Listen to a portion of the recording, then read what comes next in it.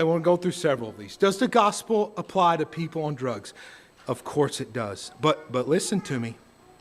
Not as rescuing victims of addiction. Only as redeeming transgressors of God's law and giving them new hearts with new affections. Does the gospel apply to my family? Yes, of course it does. But not as creating a family that just honors you and revolves around you, but as calling individual sinners from out of your family who now revolve around King Jesus and his family, which is your new family, the church.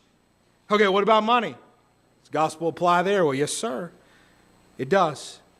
But not as supplying your bank account with a certain dollar amount, but by redeeming you from your greedy little grubby hands and transforming your heart to go from viewing money as a god to now viewing money as a tool to serve the one true living God, because your heart's treasure is now Christ.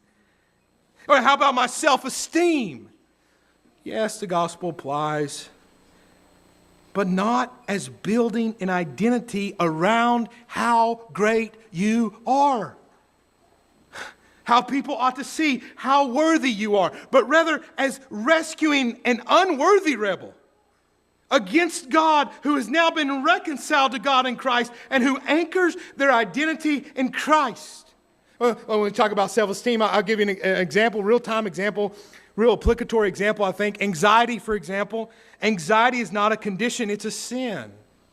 So the gospel doesn't come in and rescue you with medication and self-esteem booster so that now you can go and have a real positive view of yourself. No, it comes in and it shows you who you really are. And then it shows you that, yes, this is true. Jesus Christ is dead for sinners and risen again for sinners, for those who would cling to him. This is true, not because of your worthiness, but in spite of your unworthiness for the glory of God.